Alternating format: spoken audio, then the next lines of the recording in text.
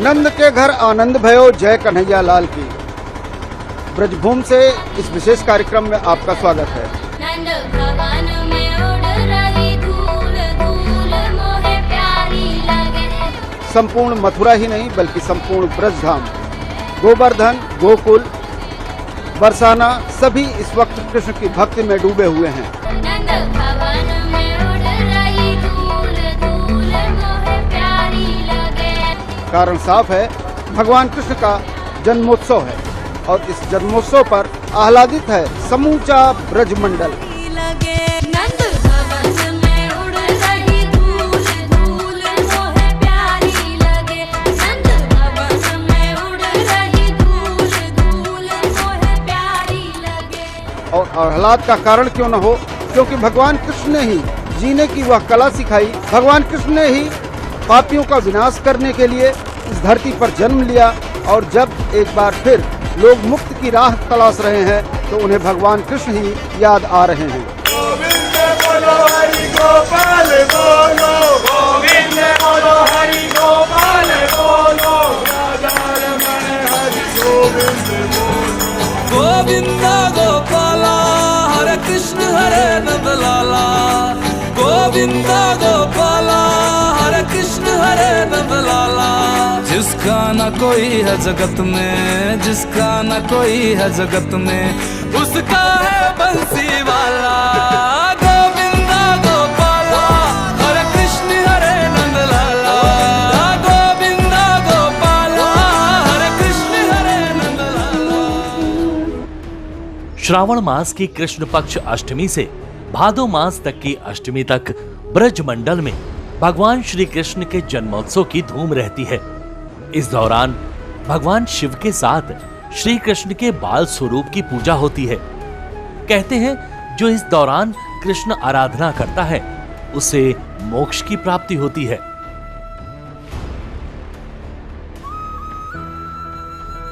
ये भी कहते हैं कि इस महीने में ही भगवान श्री कृष्ण प्रसन्न रहते हैं और मन चाहा वर देते हैं। इस दौरान ब्रज मंडल में खासकर वृंदावन में 5 तरह के खास उत्सव मनाए जाते हैं। ब्रज मंडल श्री कृष्ण की नगरी मथुरा, गोकुल, बरसाना और वृंदावन में सावन उत्सव का आयोजन होता है।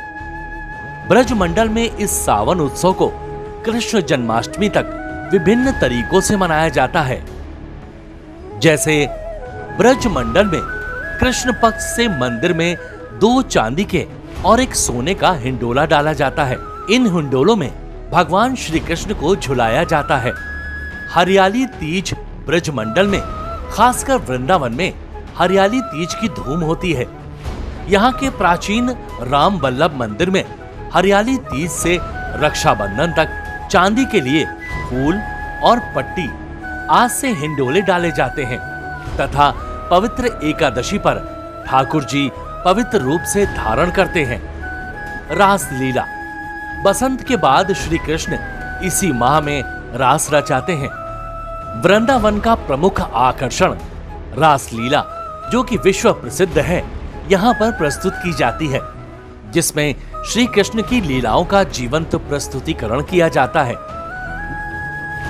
घटा उत्सव सावन मास में ब्रज मंडल में समान उत्सव के अलावा घटा महोत्सव का भी आयोजन होता है, जिसमें विभिन्न रंग की आकर्षक घटाओं में कान्हा की लीलाओं का प्रस्तुतिकरण किया जाता है।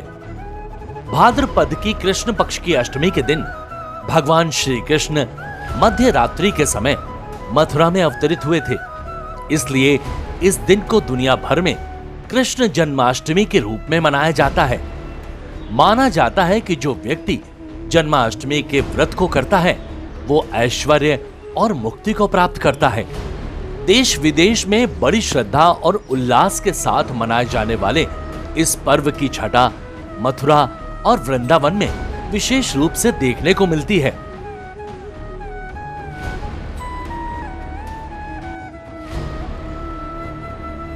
भगवान कृष्ण का जन्मोत्सव आते ही भगवान कृष्ण की वो सारी कलाएं भी निश्चित रूप से लोगों को याद आती हैं। भगवान कृष्ण को योगेश्वर भी कहा जाता है। योगेश्वर के रूप में किस तरह से प्रासंगिक हैं, कितना उनका महत्व बनता है, आइए हम जानते हैं महाराज जी से। सत्यव्रतम सत्य परम च सत्यम सत्य से योनिम निहितं च सत्य। परमात्मा सत्य स्वरूप है। प्रत्येक चैतन्याभिन्न परमात्मा का पृथ्वी पर अवतरण होता है भू परागने के लिए। भूप राग हरना, भूप माने राजाओं के राग माने अभिमान को हरने के लिए भगवान श्री कृष्ण का आज के दिन कृष्ण जन्माष्टमी वाले दिन अवतार हुआ है। इसके दो अर्थ हैं। भूप राग हरूंगा मतलब राजाओं के मान को हरूंगा, उनके अहंकार को दूर करूंगा जो अभिमानी राजा हैं। और भू परागूंगा का मतलब ब्रज की मिट्टी को भी खाऊंगा। तो यह महत्व है यहाँ भगवान श्री कृष्ण का। यह उत्सव हम सब ब्रजवासी जन, केवल ब्रजवासी जन ही नहीं, संपूर्ण जितने भी विश्ववासी हैं और दूरदर्शन के जो चैनल के माध्यम से दर्शक देख रहे हैं, वो सब बड़े आनंद के साथ में जन्मोत्सव बड़े धूमधाम से मनाते हैं। वो है रंगीला, शेर छबीला, वो है नटखट, वो जमुना तट। खेलने लगाए, बीड़ी बजाए, गोपियों की संग रास रचाए। भूली बजैया, रास रचैया, शाम सलोना है। इस पावन अवसर पर भगवान कृष्ण के इस महोत्सव को देखने के लिए दूर दूर से श्रद्धालु मथुरा पहुंचते हैं। इस दिन देश भर के मंदिरों को विशेष रूप से सजाया जाता है। हमारा भी जन्म यहीं गोकुल में हुआ था। मथुरा मेरी ससुराल है और यहाँ पे खूब आनंद आता है। जन्माष्टमी पे तो बहुत आनंद आता है, ऐसा लगता है कि यहाँ से जाने का ही नहीं है। खूब अच्छे लगता है, खूब जय अच्छी होती है। इधर कृष्ण का अवतार बहुत अच्छी तरह से मनाया जाता है, नंदोत्सव। वही जन्माष्टमी का उत्सव मनाने के लिए आए हैं। ससुर ने जो तमाम सारे उपदेश दिए, तमाम सारी चीजें, कुछ उसके बारे में बताइए। अब कृष्ण की नगरी में तो हम है ही हैं।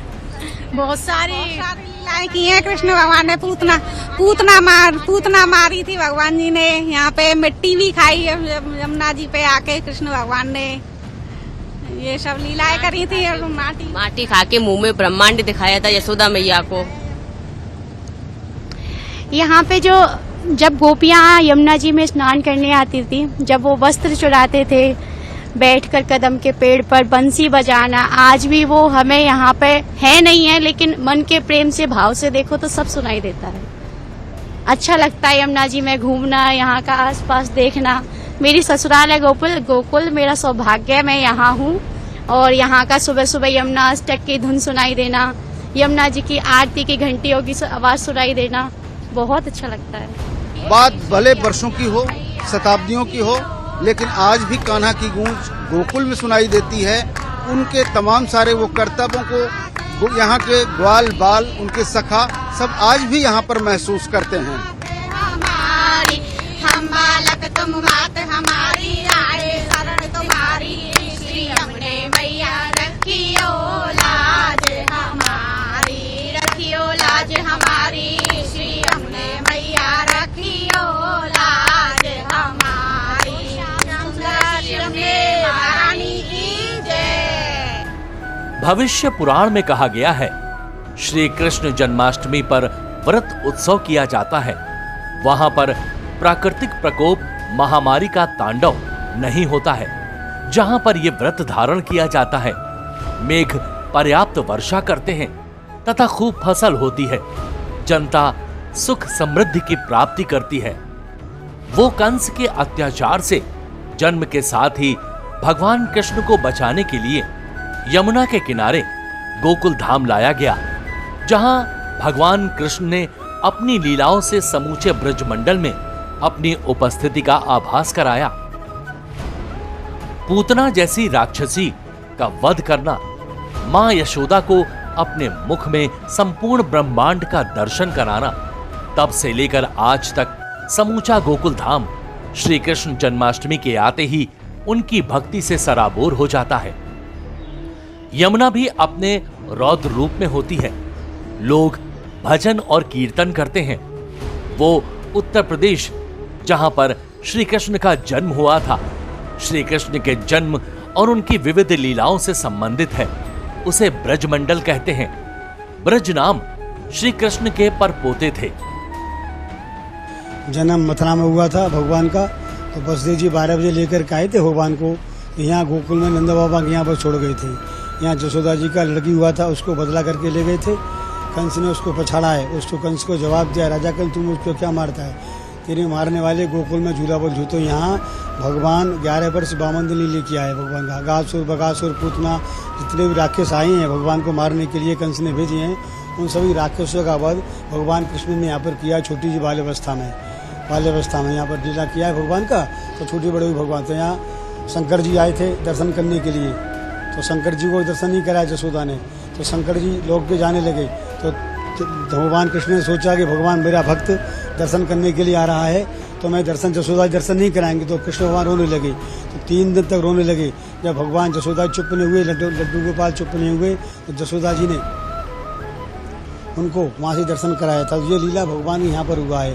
तो यहाँ दूसरे दिन जिस दिन नंद बाबा को मालूम पड़ा है कि यहाँ पर मेरे लड़का हुआ है, तो ब्रज में इतना हर्षोल्लास का दिन था। नौमी वाले दिन, अष्टमी के दिन नौमी आती है, उस दिन नंदोत्सव भगवान का मनाया जाता है। तो नंद बाबा जसोदा ने भगवान की खुशी में 9 लाख गायों का दान किया। उस समय गोपियों का जितने भी थे, जैसे बोलते जय कन्हैया लाल की, ग्वालजन जवानन को, हाथी घोड़ा बूढ़न को पाल की।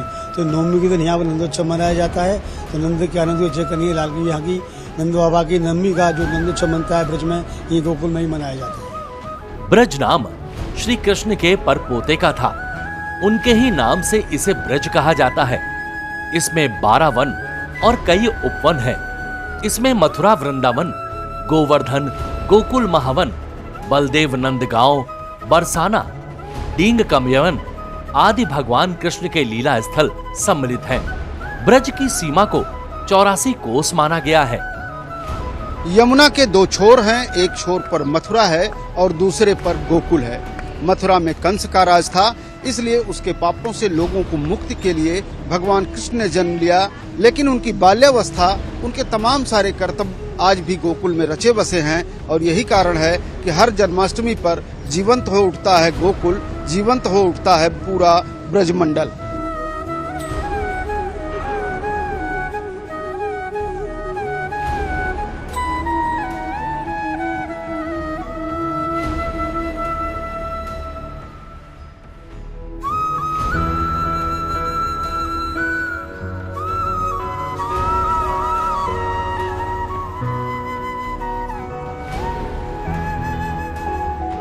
उत्तर प्रदेश के मथुरा में कंस के कारागार में भगवान श्री कृष्ण का जन्म हुआ था। उस स्थान को कृष्ण जन्मभूमि कहते हैं। कृष्ण जन्मभूमि का मुख्य पर्व यहाँ पर मनाया जाता है। पूरे नगर को बहुत ही सुंदर और पूर्ण रूप से सजाया जाता है। आधी रात तक कृष्ण के जन्म होने के समय तक यहाँ पर भजन, कीर्तन और सोहर होता रहता है।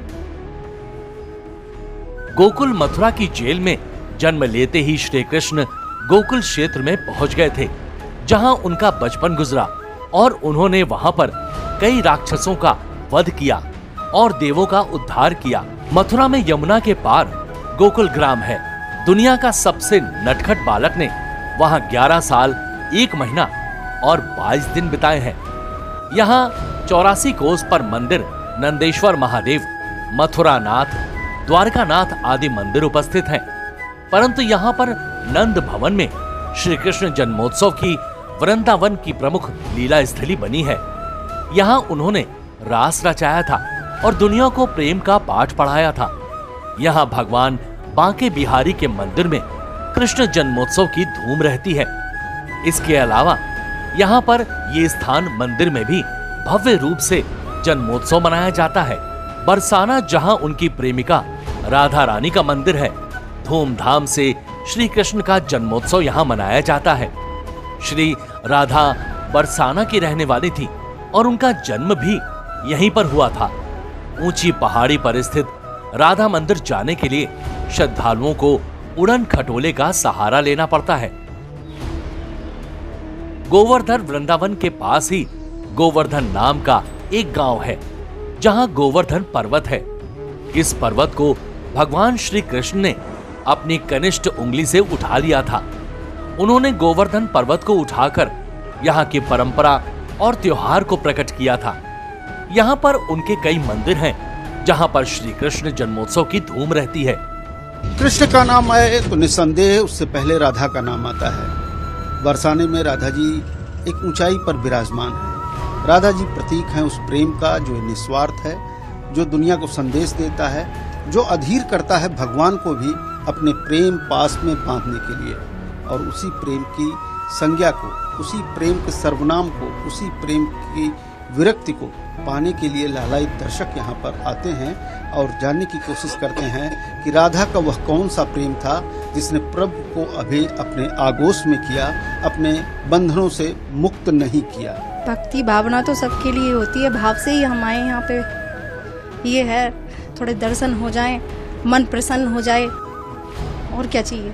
राधा रानी को किशोरी जी के रूप में जानते हैं और भानु दुलारी के नाम से जानते हैं, और बहुत सारे नाम हैं राधा रानी के। नंदिनी के नाम से भी जानते हैं, और लाडली जी के भी नाम से जानते हैं, श्यामा जी के भी नाम से जानते हैं। बहुत सारे नाम हैं राधा रानी के। वो किसी एक रूप में है नहीं, बहुत सारे रूपों में है। उनके दर्शन करके मन संतुष्ट हो गया।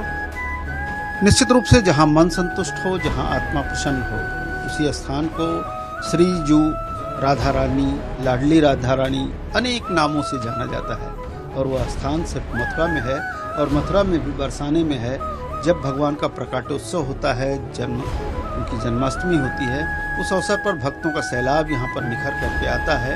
और निश्चित रूप से लोग न केवल भगवान कृष्ण का आशीर्वाद चाहते हैं, बल्कि वो राधा रानी का भी प्रेम, आशीर्वाद और उनकी शांति, वह संतृप्त जीवन पाना चाहते हैं जिसकी उन्हें तलाश है, लालसा है।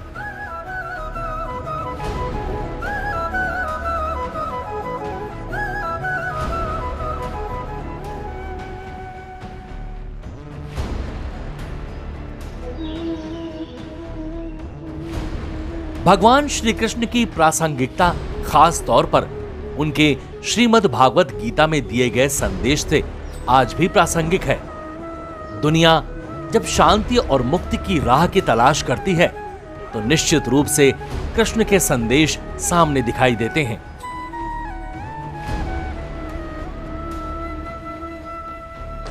राधा अष्टमी पर राधा रानी जी की विशेष महोत्सव होता है। उस दिन पूरा दिन निज महल में राधा रानी जी की बधाई गाई जाती है।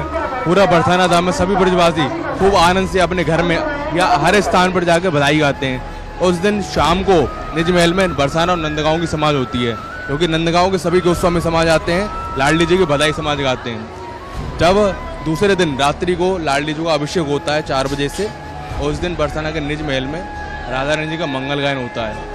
उसके पश्चात सुबह जब नंदगांव के आते हैं तो लाडली जी को बधाई स्वरूप वो लाडली जी को खूब आशीर्वाद देते हैं, आशीष प्रदान करते हैं, और साथ ही अपने कांधे जो बरसाने से बधाई स्वरूप मिलता है प्रसादी वो प्राप्त करके लेके जाते हैं। यानी कहते हैं कि राधा रानी जी का जो विशेष होता है मंगल गायन, उसको अगर नित्य प्रति व्यक्ति करे तो लाडली जी की असीम कृपा प्राप्त होती है उनको। भगवान कृष्ण ने अपनी युति से धरती को पापियों से मुक्त कराया।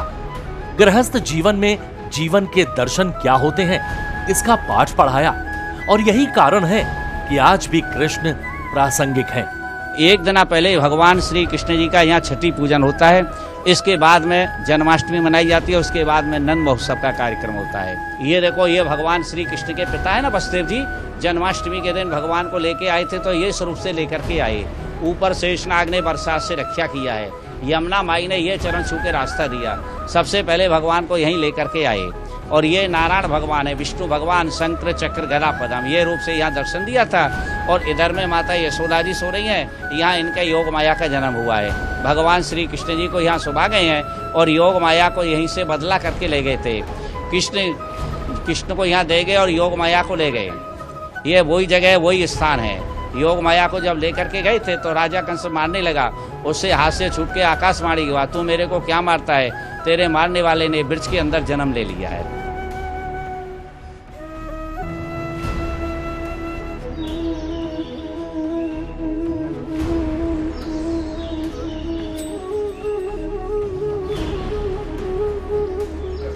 ये उखल बंधन है, ये इसको बोलते हैं कार्तिक महीना का दामोदर लीला। भगवान माखन का चोरी किया ना, तो माता यशोदा ने भगवान कृष्ण को बांध दिया। भगवान को क्यों बांध दिया कि यहाँ कुमेर भंडारी के 2 पुत्र थे, वो नगन नायरे, नारद मुनि ने उनको श्राप दिया, दोनों जड़ में रख हो गए। उनका उद्धार करने के लिए स्वयं भगवान बंधे। जो भगवान को उखली से बांध दिए, तो भगवान उखल को खींच के लेके गए, तो जमला अर्जुन 2 वृक्ष थे, कुमेर के 2 पुत्र थे ना, उनका उद्धार किया। उद्धार करने के लिए भगवान बंधे। नंद बाबा, यशोदा जी, ऊपर बलराम जी से पूछा कि क्या किया, कि बलराम जी ने दोनों हाथ दिखाई दिया, ना माखन खाया ना मटकी फूरा, जो भी किया सब ठाकुर जी ने किया। ये पूतना मोक्ष कंस की बहन भगवान श्री कृष्ण की मौसी दूध पिलाने को आई सुंदरी का गोपी का रूप बना के। भगवान ने इनका स्तन पिया, इनको माता का दर्जा दिया, इनका भगवान ने मोक्ष किया। ये भगवान की तीसरी माता है, जन्म देने वाली देव की माता, पालने वाली यशोदा माता, दूध पिलाने वाली पूतना माता। धन्य धन्य गोवर्धन धारी और पहली चोट पूतना वाली। बोलो श्री कृष्ण भगवान की जय। दुनिया में उनके तमाम सारे उपदेश पर शोध हो रहा है। लोग शोध करते हैं और कृष्ण की भक्ति से मुक्ति का मार्ग तलाशते हैं।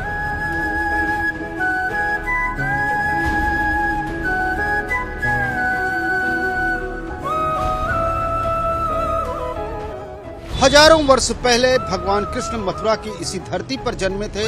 समूचे ब्रजमंडल के कण कण में उनकी यादें विराजमान हैं।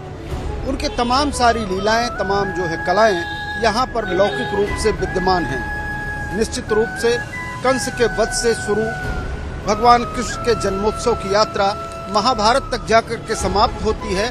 श्रीमद् भगवत गीता के रूप में एक ऐसी दिशा भगवान यहाँ पर मानव जीवन में रह करके लोगों को दिखाते हैं कि निश्चित रूप से वह श्रीमद् भगवत गीता आज भी लोगों के लिए एक दिशा निर्देश का काम करती है। मथुरा फिर से आह्लादित है भगवान कृष्ण के जन्म को लेकर के, और कहीं न कहीं मुक्ति का वह मार्ग चाहती है। कृष्ण के उन संदेशों को अपने जीवन में उतारना चाहती है और साथ में कहती है, हे माधव कब आओगे, धरती पर पापाचार फिर से एक बार बढ़ रहे हैं। राम जी वाजपेयी के साथ आशुतोष शुक्ला, डीडी न्यूज, मथुरा। हे आनंद